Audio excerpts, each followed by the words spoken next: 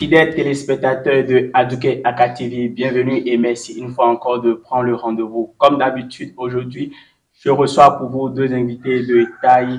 À ma gauche, elle répond au nom de Nadine Hagen, originaire du Cameroun et vit depuis 25 ans en Angleterre. Elle est experte en développement communautaire et en gestion de l'image. Madame Nadine, bonjour. Bonjour. Merci.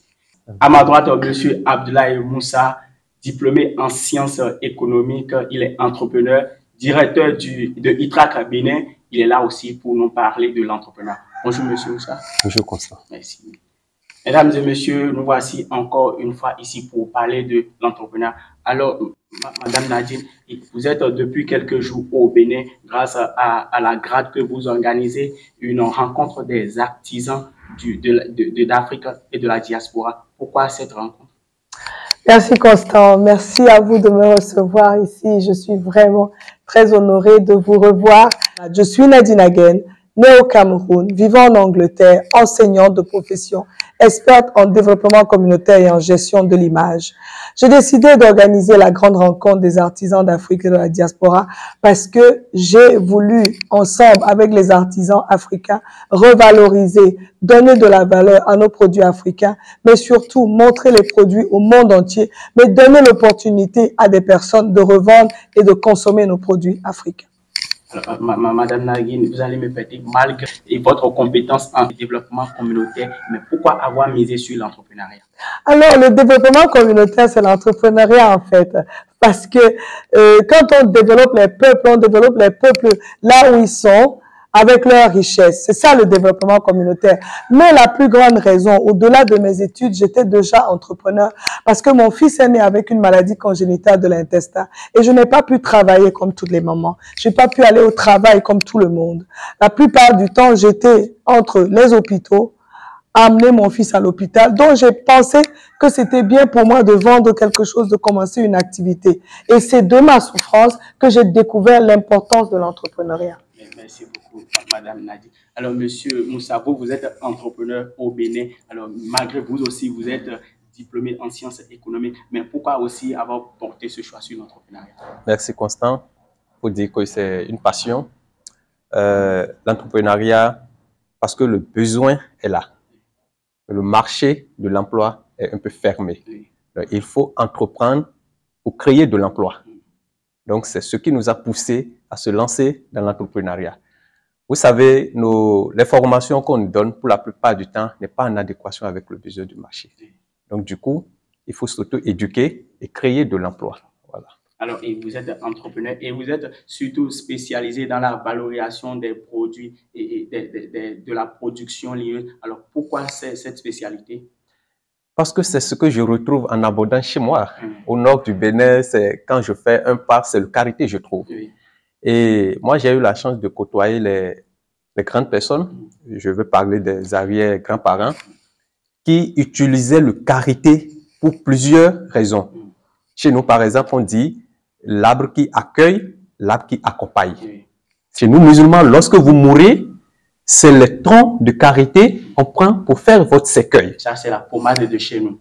Exactement. Oui. Donc, je me suis dit, mais pourquoi ne pas moderniser? Pourquoi ne pas faire quelque chose de spécifique que ce que les autres font? Oui. Voilà pourquoi je me suis lancé dans la chaîne de valeur du karité. Alors, madame Nadine a eu à organiser la rencontre des artisans de la diaspora et vous avez eu aussi l'occasion de participer. On vous a vu d'ailleurs, vous avez communiqué. Alors, quelles ont été vos raisons de participer à cette rencontre?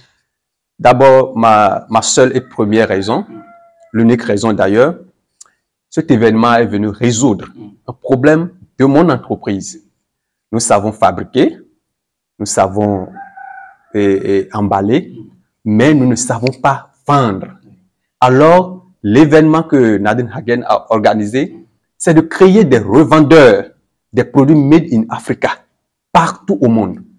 Donc, tout de suite, j'ai vu, mais vu la taille de l'événement, pourquoi ne pas être présent et me positionner en tant que spécialiste de valorisation d'une ressource qui peut être reconnue à travers le monde entier. Alors, on constate que l'idée est bien sûr partagée. Comment se passe maintenant la valorisation, la consommation déjà au plan national et à l'international? Comment ça se passe? Quels sont les problèmes auxquels vous êtes confrontés surtout? D'abord, c'est difficile d'abord au plan national, avant même de parler du plan international. c'est difficile aux gens de consommer nos produits parce qu'ils ne connaissent pas le produit. Nous sommes producteurs, mais nous ne savons pas travailler sur le branding du produit. Donc, il faut confier cette responsabilité à un spécialiste ou à une spécialiste qui peut vous faire le branding de vos produits et positionner vos produits sur le marché international. Alors, Madame Nadine, vous avez écouté Monsieur Moussa, il a des difficultés. Alors, vous, en tant qu'expert en développement communautaire, quelle stratégie mettez-vous en place par le biais de la GRAD que vous avez organisé la rencontre des artisans de l'Afrique pour permettre la valorisation de leurs produits? Comment ça se passe? Alors, j'ai envie de rebondir sur ce que Monsieur Moussa a dit. Il a dit quelque chose de très important. Il dit, dans son village, dans sa culture, quand on naît, on nous met le beurre de karité. Quand on meurt, ce sont les troncs de karité qui nous accompagnent. Dans sa tradition, son peuple consomme le karité. C'est ça le développement communautaire. C'est-à-dire que développer un peuple, montrer à son peuple, montrer à un peuple sa richesse, afin de valoriser sa richesse et de devenir riche. On ne devient pas riche en dehors de sa culture et de sa tradition. Notre rôle à la GRAD, c'est de redonner la valeur à l'Africain en lui disant que tes produits, ta tomate, ton karité a une valeur. Une fois que ta tomate qui coûte 200 francs part du Bénin, quand elle arrive en France ou en Angleterre, elle coûte 2 €, 2 pounds. Une livre fait 700 francs.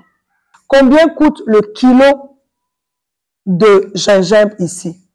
Peut-être 500, peut-être 700. Alors, c'est 2 morceaux de ces petits gingembre-là, une fois arrivés là-bas, qui coûteront plutôt 700 francs. Quand j'ai regardé à ça, j'ai dit, waouh, mais il faut que pas mal d'Africains comprennent la valeur de leurs produits, qu'ils comprennent que revendre son produit en dehors de son pays a beaucoup de valeur. Au-delà de ça, aujourd'hui, c'est la vente en ligne qui est importante. Internet est venu nous donner la possibilité de nous déplacer géographiquement au travers d'Internet. Physiquement, nous sommes au Bénin, mais géographiquement, nous pouvons nous déplacer et aller n'importe où et trouver n'importe quel client au travers d'Internet. C'est une communauté géographique. Quand j'enseigne le développement communautaire, je parle de la communauté d'identité. Nous sommes noirs, nous avons la même couleur. Communauté d'intérêt. Nous avons un intérêt, Monsieur Moussa et moi, c'est de développer les produits africains. Une fois que vous avez le même intérêt, une fois que vous avez la même pensée et la même volonté, vous devenez une communauté. Et c'est la communauté qui est forte. C'est ensemble qu'on est fort. La grande rencontre des artisans d'Afrique et de la diaspora. Pourquoi la diaspora? Parce que nous ne pouvons rien faire sans la diaspora. Il y a une connaissance que la diaspora a. Il y a une connaissance que l'Afrique a. Venons ensemble, mutualisons et fédérons nos forces. Afin que quelqu'un ne nous dise plus que nous ne sommes pas forts. Afin que quelqu'un ne nous dise plus que nous sommes pauvres. Parce que je sais qu'ensemble, l'homme de la diaspora qui a la connaissance d'Internet et tout ce que vous voulez, et celui de l'Afrique qui a la connaissance de sa terre. Si nous venons ensemble et nous mutualisons, fédérons nos forces, nous appelons cela le mastermind. C'est ce que Napoléon, il a dit. Et c'est ce qu'il nous a enseigné au travers de son livre qui dit « Devenez riche ». Alors, justement, vous avez eu à parler d'intérêt. Alors, j'aimerais savoir quelle relation existe entre vous et les artisans d'Afrique. Parce que vous n'êtes pas au pays, vous êtes à l'étranger. Quelle relation est là? Quel système vous mettez en place justement pour communiquer avec eux? Fantastique. Alors, le réseau, j'ai parlé d'Internet. Oui. Aujourd'hui, on parle de communauté géographique. Et Internet a développé une communauté géographique sans limite. Nous connaissons le pouvoir de toutes ces applications qui sont venues là nous permettre d'avoir des réunions. Du coup, nous utilisons WhatsApp.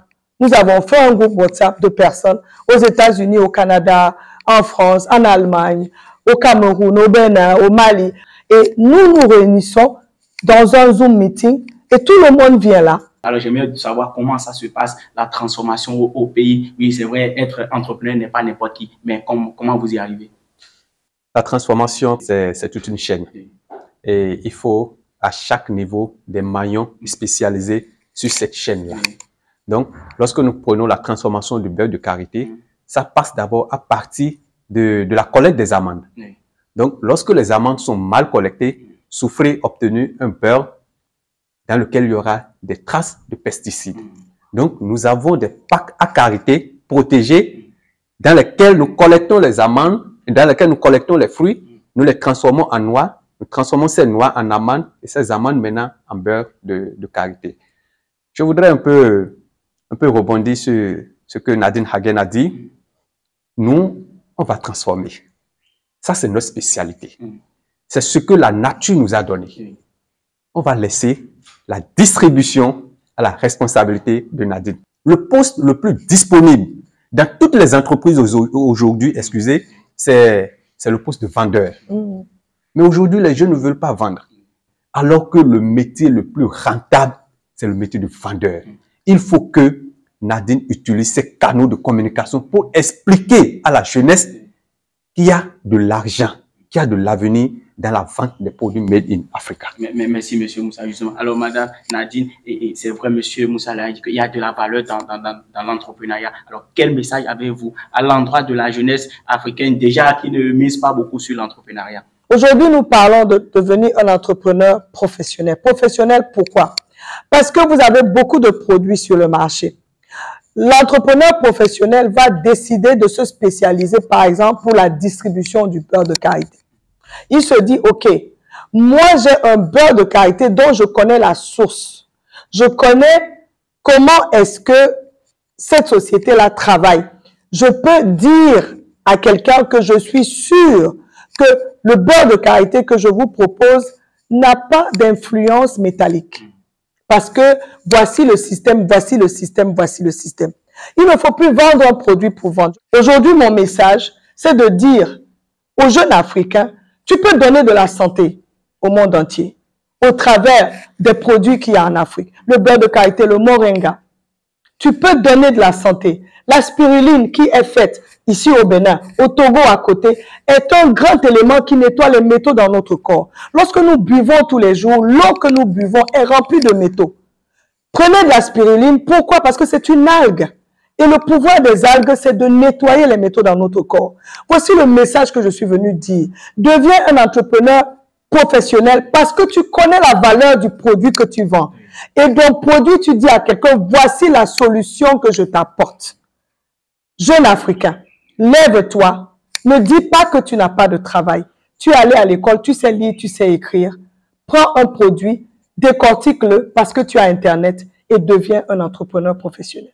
Voilà qui est dit, Madame Nadine, nous sommes pratiquement à la fin de notre émission. Un mot à l'endroit de la jeunesse africaine, un mot à l'endroit de la diaspora. Jeunesse africaine, je crois en toi. Je suis optimiste. Je crois en toi. Diaspora, je crois en toi. Je suis optimiste. Si tu as de l'argent et tu ne sais pas quoi faire, descends. Trouver des jeunes qui pourront travailler avec toi dans ton projet. Ne reste pas en diaspora désespéré. Descends en Afrique parce que tu es d'ici. L'Afrique a 54 pays. Aujourd'hui, je suis au Bénin. D'où que tu viennes en Afrique, reviens parce que ton pays t'attend.